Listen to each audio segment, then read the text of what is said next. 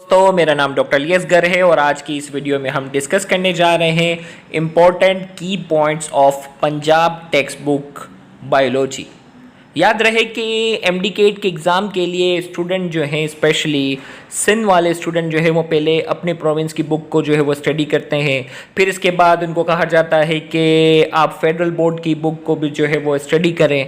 फिर उनको कोई कहता है कि नहीं, फाइनल पेपर में तो पंजाब से भी जो है वो बहुत से सवालात आते हैं, तो स्टूडेंट जो है वो कंफ्यूज हो जाते हैं कि यार एक ही टॉपिक जो है वो हम सिंध बोर्ड से भी पढ़ें, वही टॉपिक जो है वो फेडरल बोर्ड से भी स्टडी करें और वही टॉपिक जो है वो पंजाब बोर्ड से भी आप पढ़ें। तो स्टूडेंट जो है वो एक प्रॉपर ऑर्गेनाइज वे में चीज़ों को हैंडल नहीं कर पा रहे। तो हमने जो है वो ये किया है कि सिंध बोर्ड से जो है वो रजिस्टर्ड ग्रुप में तमाम कॉन्सेप्ट को क्लियर करवाने के बाद फेडरल बोर्ड और पंजाब बोर्ड में वो बातें, वो पॉइंट्स जो सिंध बोर्ड में नहीं लिखी हुई, वो हम जो है वो कवर करवा रहे हैं ताकि वो स्टूडेंट जिनके पास Punjab text book biology read करने का मौका ना मिले तो वो इन इम्पॉर्टेंट पॉइंट्स को लाजमी जो है वो रीड करके याद करके जाए, क्योंकि ये वही पॉइंट्स हैं जिनका एमडी कैट के एग्ज़ाम में जो है वो एमसीक्यू की शक्ल में आना जो है वो मुमकिन है और साथ ही साथ जो है वो टाइम की क्या हो जाएगी, सेविंग होगी। तो पूरी पंजाब बुक को जो है वो रीड करने के बाद वो एडिशनल पॉइंट जो फेडरल बोर्ड में भी नहीं लिखे हुए, वो एडिशनल पॉइंट जो सिंध बोर्ड में भी जो है वो नहीं लिखे हुए, वही हमने सिर्फ यहाँ लिखे हैं, कोई एक्स्ट्रा टाइम वेस्ट करने की कोशिश नहीं की। तो आज के इस लेक्चर को शुरू करने से पहले आपसे एक मर्तबा रिक्वेस्ट करेंगे कि अगर आपने अब तक हमारे इस चैनल को सब्सक्राइब नहीं किया जो कि सिंध बोर्ड टीचिंग के नाम से है, तो काइंडली आज ही आप हमारे इस चैनल को सब्सक्राइब करें और साथ ही साथ बेल आइकन को लाजमी क्लिक करें ताकि हमारी अपलोड करदा तमाम इंपॉर्टेंट वीडियोस की नोटिफिकेशन भी आपको रिसीव होती रहे। तो आइए आज की इस वीडियो में हम नर्वस कोऑर्डिनेशन से रिलेटेड जो additional point Punjab text book board biology में लिखे हुए हैं वो हम डिस्कस करने जा रहे हैं।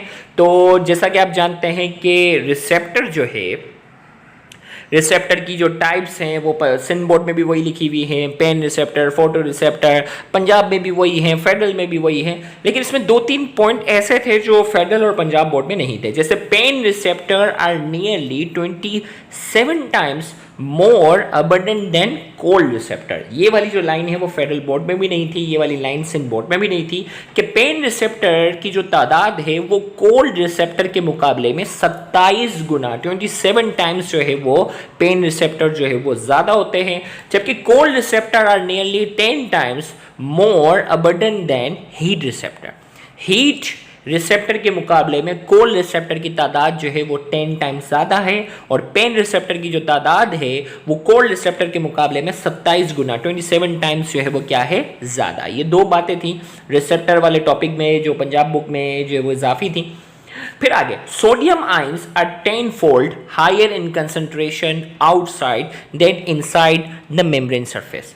ये बात तो आपका मालूम है ना कि सोडियम आयंस की जो कंसंट्रेशन होती है वो सेल के बाहर ज़्यादा होती है और सेल के अंदर जो है वो पोटेशियम आयन की कंसंट्रेशन ज़्यादा होती है।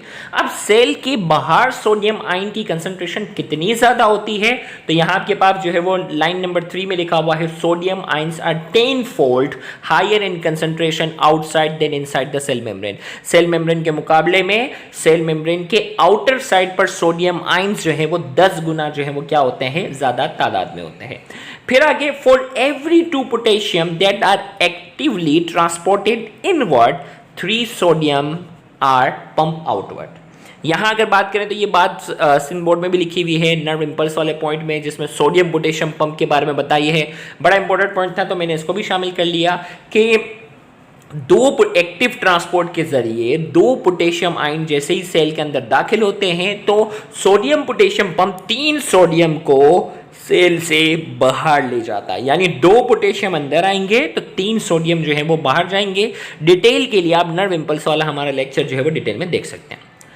फिर आगे पॉइंट नंबर 5 की हम बात करेंगे, negative organic ions such as protein, organic acids are much more inside the membrane than outside। अब वो है ना रेस्टिंग मेम्ब्रेन पोटेंशियल की हम बात करते हैं कि ये पोटेंशियल जो है वो नेगेटिव क्यों होता है, तो इसकी वजह क्या है, नेगेटिव ऑर्गेनिक आयंस जिसमें प्रोटीन, जिसमें ऑर्गेनिक एसिड जो होते हैं वो सेल के अंदर जो है वो ज़्यादा मिकदार में होते हैं बनिस्बत किसके, आउटसाइड, बनिस्बत आउटसाइड के, इसीलिए जो है वो रेस्टिंग मेम्ब्रेन पोटेंशियल जो है वो नेगेटिव होता है। ये आपके पास पॉइंट था। फिर इसके बाद जो है वो normal speed of nerve impulse, ये भी पंजाब टेक्स्ट बुक बोर्ड में लिखी हुई है और बाकायदा एमडीकेट के एग्जाम में पूछा जा सकता है। Normal speed of nerve impulse in human is 100 metre per second. Normal speed जो होती है नर्व इंपल्स की इंसानों के अंदर वो 100 मीटर पर सेकेंड होती है, जबकि maximum speed recorded is 120 metre per second. ये पंजाब बोर्ड में बाकायदा ये लिखा हुआ है कि नॉर्मल स्पीड जो नर्व इंपल्स की होती है वो 100 मीटर पर सेकेंड होती है जबकि इंसानों के अंदर, जबकि मैक्सिमम स्पीड जो रिकॉर्ड की गई है वो 120 मीटर पर सेकेंड है।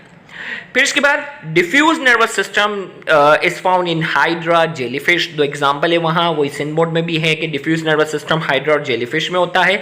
Centralized nervous system is found in platyhelminthes to कोडेटा। भाई डिफ्यूज नर्वस सिस्टम जो है वो हाइड्रा और जेलीफिश है, ये दो एग्जांपल याद कर लेना।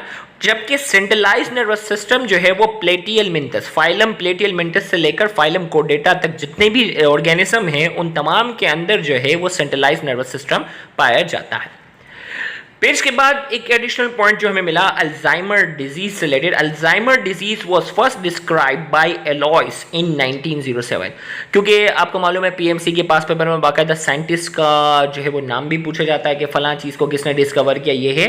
तो अल्जाइमर डिजीज, इन बोर्ड में ये नहीं था पॉइंट, अल्जाइमर डिजीज को सबसे पहले जो डिस्क्राइब किया था वो एलॉयस नाम के साइंटिस्ट ने डिस्क्राइब किया था 1907 में। और अल्जाइमर डिजीज के हवाले से और पॉइंट क्या है, decline in brain function, brain function का जो ओवरऑल फंक्शन होता है उसमें कमी आ जाती है।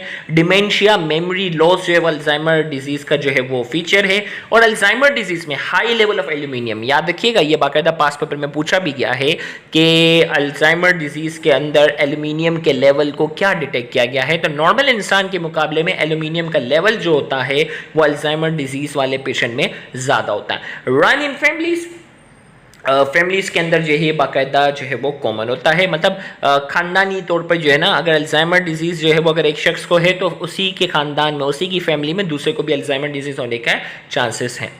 पार्किंसन डिजीज की हम बात करते हैं। Onset of disease is 50 to 60 years. याद रखिएगा पार्किंसन डिजीज जो है ये 50 से 60 साल की उम्र में इसकी अलामत जो है वो ज़ाहिर होती है। स्लोली प्रोग्रेसिव, आहिस्ता आहिस्ता इस बीमारी के सिम्टम्स जो है वो बढ़ते जाते हैं। इस बीमारी में क्या होता है, involuntary tremors, diminish motor power and rigidity. Tremors होते हैं, हाथों में कपकपी होती है। डायमिनिश मोटर पावर में बहुत ही कमज़ोर हो जाते हैं। रिजिडिटी, इसके अंदर सख्त पना भी जो है वो महसूस होता है। डिजीज में रिजल्ट बाय हेड ट्रॉमा, याद रखिएगा हेड ट्रॉमा का जिक्र जो है वो सिंध बोर्ड वगैरह में नहीं है, लेकिन याद रखिएगा पार्किंसन डिजीज जो है वो हेड ट्रॉमा की वजह से भी हो सकता है। Affective drug are available such as levodopa, L dopa करके शॉर्ट में है जबकि फुल फॉर्म जो है वो लियोडोपा है।